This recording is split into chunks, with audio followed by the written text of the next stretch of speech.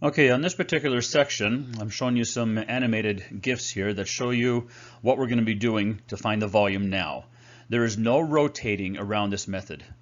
All we're trying to do is make, for example, this one, put a whole bunch of squares together to try to find the volume of this particular shape. So we have a small square, then it gets bigger and bigger and bigger. Or here we have a bunch of semicircles that if we put a bunch of them together to find the volume of this shape. So this is called a cross-sectional volume. So remember, there is no rotating here at all. All we have to do for these particular problems, for example for here, is find the area of one of these semicircles, which means all I need is radius. So the distance from here to here is the diameter. The radius is half of that. Because the radius or the area formula for a circle is pi r squared, so we need half of that, but radius is the only unknown. Or if they're a square, all I need is one side, because the area formula for a square is s squared. So all we're doing for this particular section is finding areas. And then if we add them all together, then we get the volume. So this is called the cross-section volume. Again, no rotating here. Find the radius or find the volume of a sphere with a circular base of radius 1. Parallel cross-section or perpendicular to the base are equilateral triangles. So again, this is what we're going to be getting when we're done. We have a bunch of equilateral triangles here. Okay, and here's what the actual shape would look like. And if you put a bunch of these triangles together, they get bigger and bigger and then smaller and smaller. That's the shape that we're trying to find, the volume of that particular shape. So if I want to find the volume, I need to find the area of one of these triangles. An area for a triangle is a half base times height. I need to figure out what his base is and what one of these heights is as well. Triangles are actually the hardest ones because there's two unknowns. So we have a circular base here. That's why we have a circular base. So it doesn't even give us formulas here. But we have a circular base of radius 1, which means the equation is x squared plus y squared equals 1. And if we're going to graph this base, because that's all we're graphing is the base, it's plus or minus, or y equals plus or minus square root of 1 minus x squared. So this is what we're usually going to draw. We're going to draw the base. So the base would be this whole circle, the radius 1. And eventually I'm going to need the area of one of the triangles that sits in here. So one of these triangles, which means I'm going to need its base and the height, which comes directly out of the page. So this is the base of my triangle, my equilateral triangle. Okay, that's this bottom part of it. That's this bottom part right here. Okay, and since it is up and down, it doesn't say in this problem very clearly, but we're going to make this a dx problem because my rectangles, again, are going up and down. So eventually I'm going to find the length of this base, which is top minus bottom. So here's the equation. So the top part of it is the positive part of the square root. And the bottom part then is the negative part of the square root. And this is the cross section then. So this is my triangle coming out of the page, which is kind of hard to show it in three-dimensional. But these are our triangles coming out of the page. So we have equilateral triangles, and that's going to make a difference as well. So what I'm going to do is I'm going to draw an equilateral triangle. And I'm not going to draw this, which is the bottom of the triangle. So this is the bottom of the triangle here. This is dx.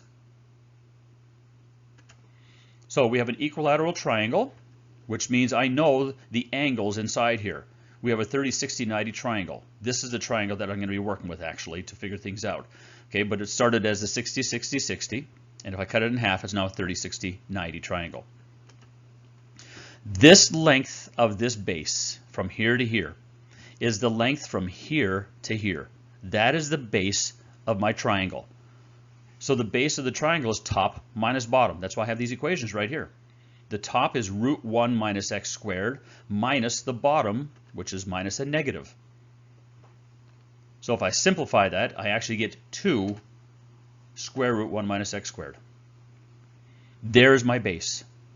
So now I have a formula for the base of this triangle. 2 square root 1 minus x squared. And now I got to figure out what the height is. So compared to this base, what is my height? So what I'm going to do is I'm going to draw another just part of this triangle, just the 30, 60, 90 part. And I know the ratio of a 30, 60, 90 triangle. The ratio for a 30, 60, 90 triangle, opposite of the smallest angle is the smallest side, so that's 1. This would be 2, and this side becomes root 3. So that's my ratio then, that I'm going to figure out what the height is. So I know my base from here to here is 2 square root 1 minus x squared. So just half of this base then, because that's what I'm going to use for this triangle, is square root 1 minus x squared. And now I can use the ratio. This side is root 3 bigger than this side. That's why we have these numbers here.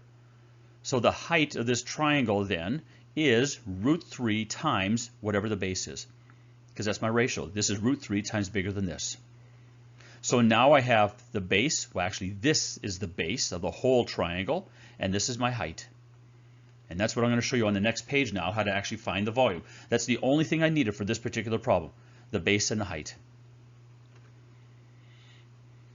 So this is my height, of course. That's why I put an H here. So the volume of a triangular prism then is the volume of this base times its height. Don't even worry about this. Okay, this is what we need here. The volume then of one triangle would be a half base times height, and the thickness is dx. The thickness of this triangle is dx. That's the important formula we need.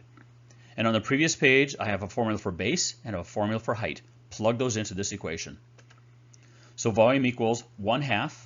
The base was 2 square root 1 minus x squared.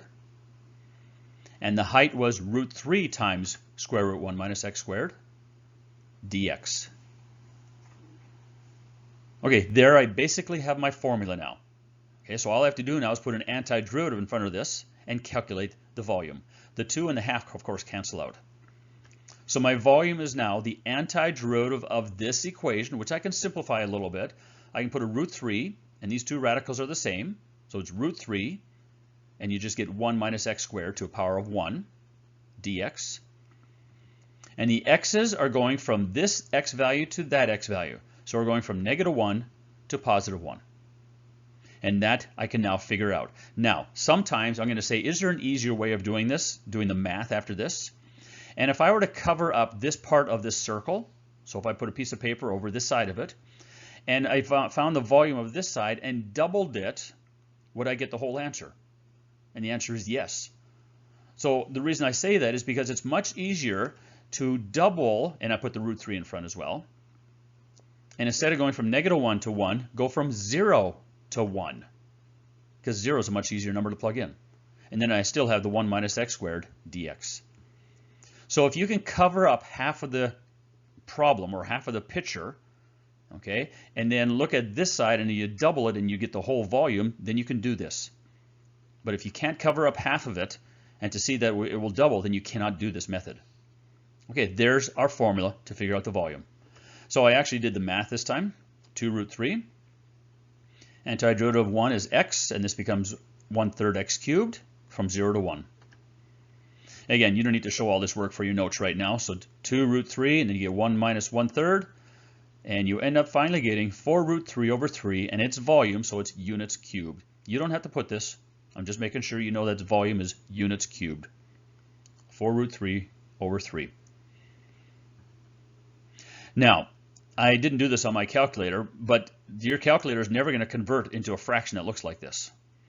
But there's things you can do. Okay, there were root 3's in this problem. So if you were to actually do the calculator and take the antiderivative of just this part, you might be able to convert that into a fraction and then multiply your answer by 2 root 3.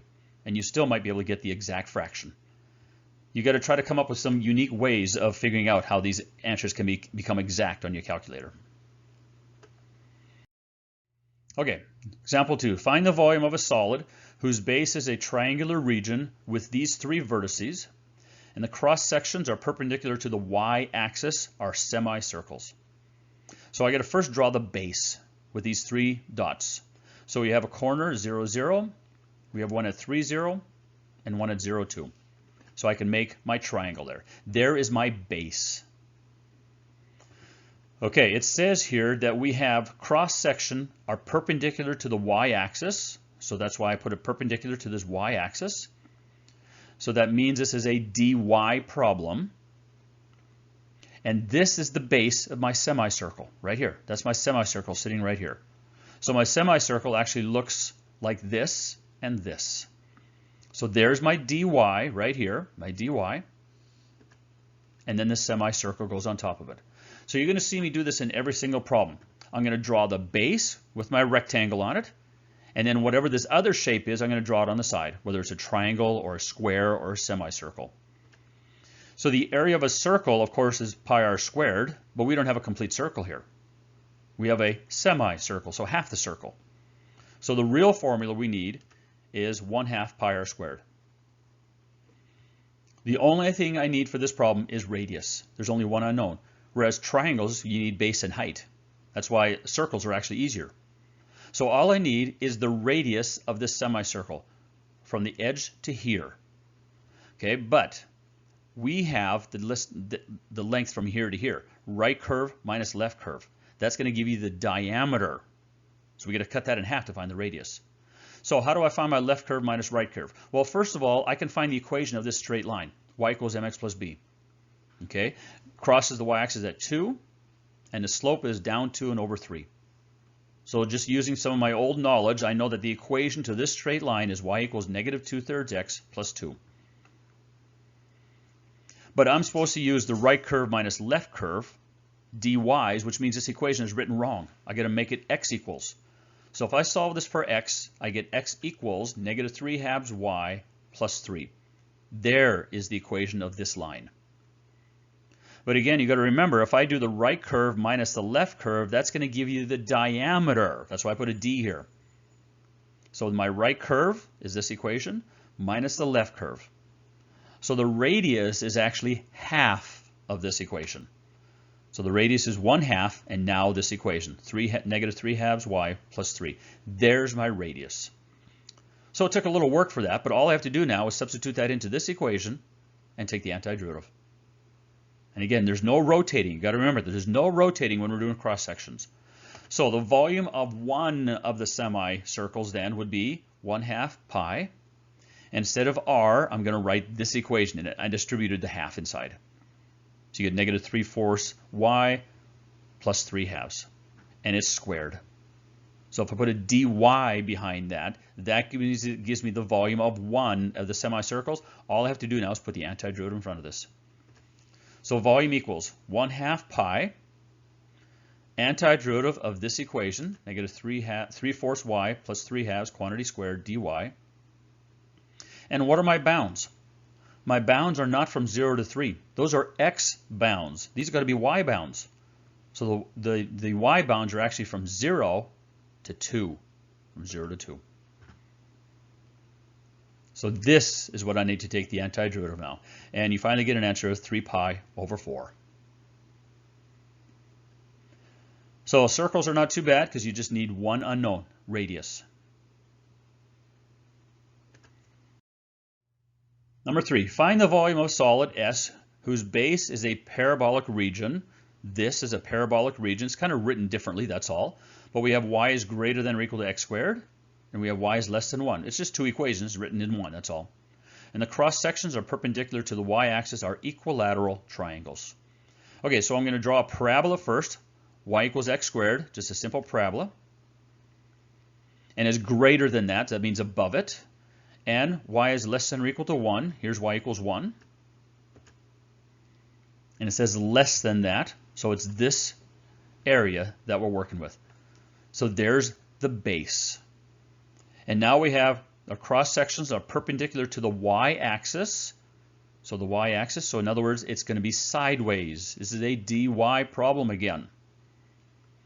So eventually I'm going to have to get the right curve minus left curve, which means this equation must be written in terms of y's now, not x's. So this side of the curve makes it x equals root y.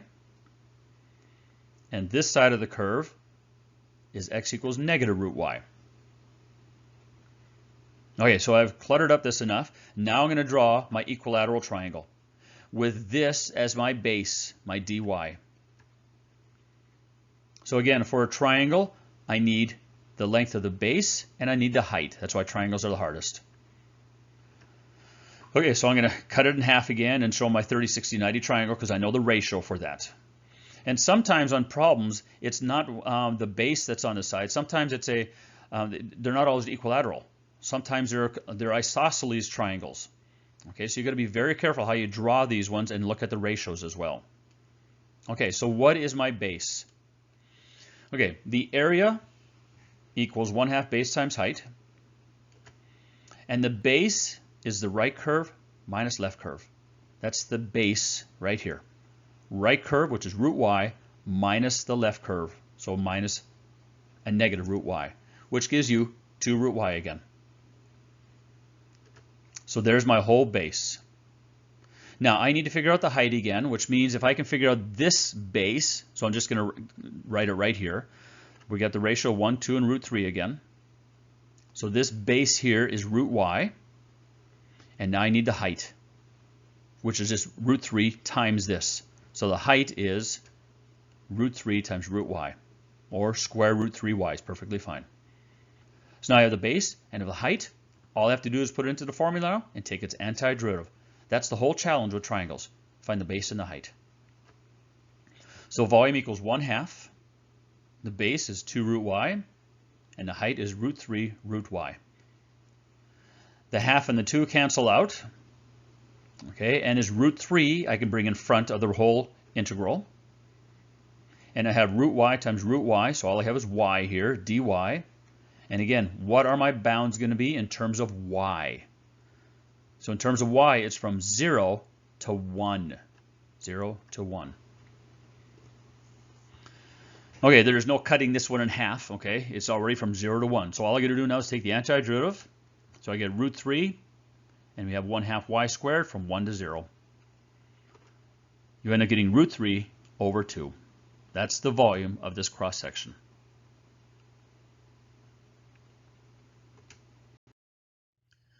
Okay, example 4, same as example 3, except the cross sections are perpendicular to the y-axis are squares. So I can use the same base, but the only difference now is that this is not a triangle anymore, it's now a square. So now I'm going to draw my square instead. Area of a square is this s squared, side squared. So there's my square, and there's my base, which is dy. Okay, squares are really easy, because all I need to know what this length is. I already know that length from the previous problem. The whole length here is 2 square root y. And the nice thing about squares, if I know this side, I already know this side. There's nothing else to figure out. The other side is also 2 root y. So I have everything for this formula. That's how simple squares are. So the volume then is going to be whatever the side is, which is 2 root y, quantity squared, dy. So now I can take the antiderivative, and there's going to be a 2 squared, so I can put a 4 in front, and root y squared, so I have just a y here. And again, the bounds are the y bounds from 0 to 1. So I get 4 times 1/2 y squared from 0 to 1. Plug 1 into that, and you're going to get 4 times 1/2. The answer is 2. Exactly 2. So with all these problems, I want you to draw the base picture. I want you to draw the dy or the dx, and then I want you to draw the cross-sectional one beside it. That's what I'm going to be looking for in these problems.